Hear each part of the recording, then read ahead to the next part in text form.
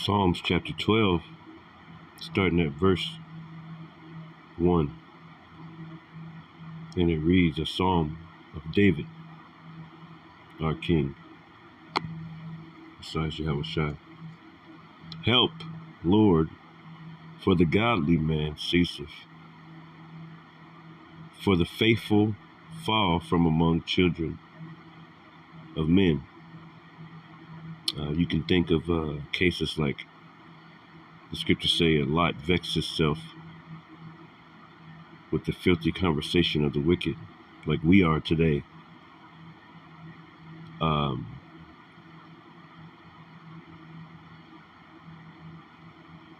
It's hard to be around people sometimes. This reminds me also of Psalm 63. Psalm 63. It says, in a dry and weary place where no water is, basically a place like America, like this world where we are right now. See, the living waters is this truth, but the world doesn't have this truth, so they're dry. This is Psalm 63 and 1, and it says, a psalm of David when he was in the wilderness of Judah. O Yahweh, thou art my God, early will I seek thee. My soul thirsteth for thee, my flesh longeth for thee, in a dry and thirsty land where no water is. Okay? In the NLT it says, O God, Yahweh, you are my God. I earnestly search for you. My soul thirsts for you. And that's the state, we're in that stead right there. That's how we feel, the men and women of the Lord. Okay? We thirst for Yahweh Bashem Yahushua. It says, my whole body longs for you in this parched and weary land where there is no water. Okay? There's no truth in this place. Going back to Psalms 12, right? It says, help, Lord Yahweh. The godly man ceaseth. Psalms 12 and 1. The godly man ceaseth. Okay? So there's no, around us, it's only a few. It's a few left that love the Lord, that want to search for the Lord, that want to,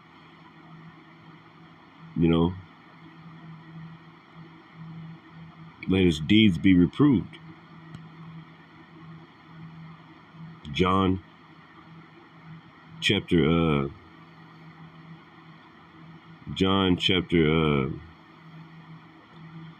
what's it called?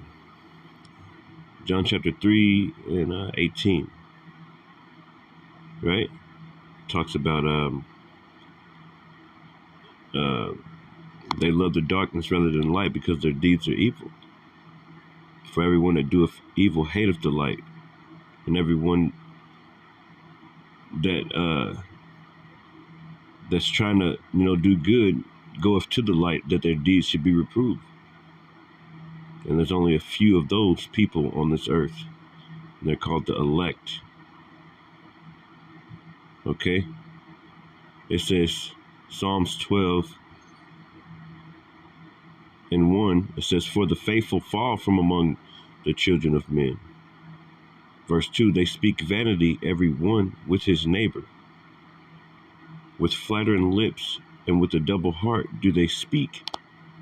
And this is pretty much Esau, Edom, 2/3 of our people. Because they don't have any light. They don't have that light of the Lord. They're totally in darkness. And you can see it. And there's no help. If you try to talk to them about the truth, people get mad about some of the prophets because, we don't go into like the ghettos and, you're not talking to any of them about the truth, man. They'll fuck around and kill you. Okay? The truth finds who it wants to find, because that's how it is. You don't just go and get it. You know, you have to ask the Lord for it. You got to be fit for it. And you got to be preordained to find this truth. So everybody else is speaking vanity. It says, verse 3, the Lord will cut off all flattering lips and the tongue that speaketh proud things. You know, the WEF speaking proud things with their witch up there, trying to bless their enterprise, man, trying to bless their new world order. Those are proud things, man. Laws being passed to protect pedophilia. Laws and policies being changed to protect man with man and woman with woman, and protect, everything that's against the Lord. Flattering lips. Okay? Flattering. Let's see what that says. It says, feminine of 2506, properly smoothness. And how they're very tacky, they're very smooth, but it's tacky to me because we've seen you pieces of shit. We know what you're doing. Okay, the scriptures say through when they shall say peace and safety, then sudden destruction cometh. So it's very smooth on this television and this internet with social media and all these things. It's very smooth to hurry up and get you to commit some kind of witchcraft, get you committed to following after Satan and following up after all these different idols, and feed you being idols with things offered onto idols. It's very easy to get people's minds because they control the media. Flattery, also allotment, flattering ground.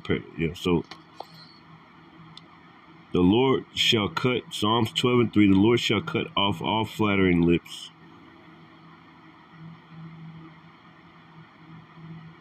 And the tongue that speaketh proud things. That's the new word. That's their Georgia Godstones. Maintain humanity up under 500 million. The new world order, man. It says Psalms, and when I say there, I'm talking about Esau, Edom, the so-called white man, the wicked elites, the Illuminati. Okay, the ones at the top, not your average little president. You think your presidents aren't running anything. We're talking about the world bankers here, the people who are making the biggest impact, and they can't even be seen. The people in the dark. Okay, who literally rule the world. Psalms 12:4, who have said, with our tongue we will prevail. And what's their tongue? With their laws, pretty much. Let's go into this word tongue. It says it's from the word lashon, a primitive root properly to lick, be only use it diminutive, to wag the tongue, that is, to accumulate, accuse, slander. When you accuse somebody, that you take them before a judge, or you take them, you accuse. You don't have that doesn't necessarily have to be before a judge, but you're basically saying somebody broke a law. Okay, the law of life, slander, especially the law of the Lord. Let me see. That didn't give me a good tongue. Yeah, used literally as an instrument, licking, eating, or speech. Okay, figurative speech, a fork or a flame, an ingot, cup of water, babbler, bay, evil speaker, language. It says talker, tongue, wedge.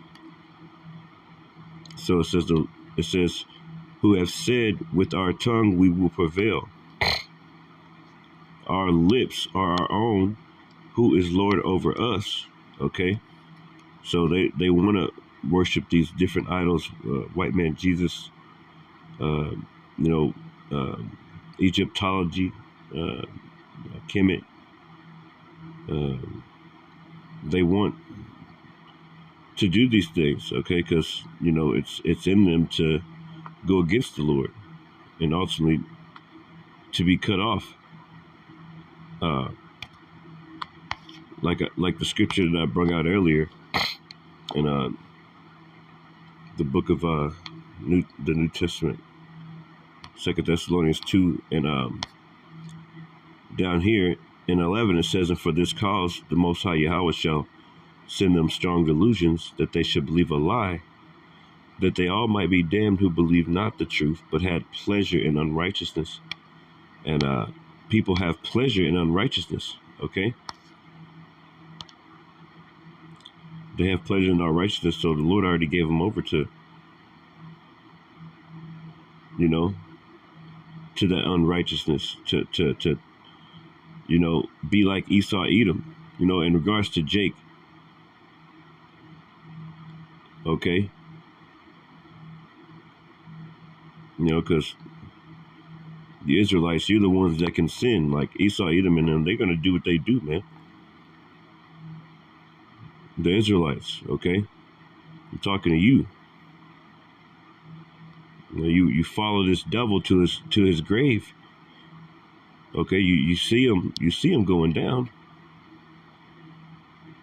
but you trust in oppression. You trust in this place. It says Psalms 12:5, for the oppression of the poor, and who's the poor? The Israelites, man. For the sign of the needy, now will I rise. And the Lord said He's going to rise up, man, for His people. It says, saith the Lord, and I will set him in safety. That's Psalms 91. From him that puffeth at him. And that's going to be during the time of Jacob's trouble. The men that trusted in the Lord, okay, we was beat the fuck down in this life. Still facing the most demons, man. People in the world ain't worried about demons chasing them not being able to sleep because you got a demon on their ass. They ain't worried about no sleep paralysis.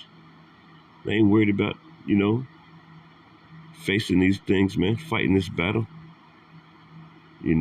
Outside steady, fading away, but the inside is renewed day by day. They ain't worried about this battle we got, man. But the Lord said He got us, man. That's Psalms 91. Let me read that again, Psalms 12:5. It says, for the oppression of the poor, for the sign of the needy. That's us. Now will I arise, saith the Lord, and I will set him in safety from him that puffeth at him, man. That's right, man. The words of the Lord are pure words, as silver tried in the furnace of earth, purified 7 times. Okay? Pure words, man. This book is a living document. It's true, man. The words of the Lord are pure words, it says. Verse 7, thou shalt keep them, these commandments. O Lord, thou shalt preserve them. Oh, it says from this generation forever. Okay? This truth. Okay, like King David, he prayed to the Lord to make their table a snare. Going back to 2 Ezra chapter 9 and 22, man, hey, scriptures say the multitude is going to perish, which was born in vain. So basically, Lord ain't worried about the heathens. He only it's all about the elect. The 2/3 about to go. Psalms 12:7, thou shalt keep them, O Lord. Keep what? His word. Thou shalt preserve them from this generation forever. Okay? Thou shalt keep them. They shall preserve a primitive root, not sear, to guard in a good sense, to protect, maintain, obey, or in a bad one, to conceal, says besiege, hidden thing, keep, observe, subtle watchman. So the Lord hid this truth from other people, obviously the other nations, obviously, you Israelites mainly. He hid it from you. A lot of you, you're just gonna be a person that was born in vain, man. And we hoping that we can make it, man. Verse 8, the wicked walk on every side, and that's what you see today. That's why the beginning of the scriptures talk about a dry and thirsty land in that Psalm 63. The wicked walk on every side when the vilest men are exalted. You're walking in the valley of the shadow of death. It's a miracle that we wake up every day, man. With all these chemicals that are in our food or water. I apologize. That means it's time to go. Hey, Shalom.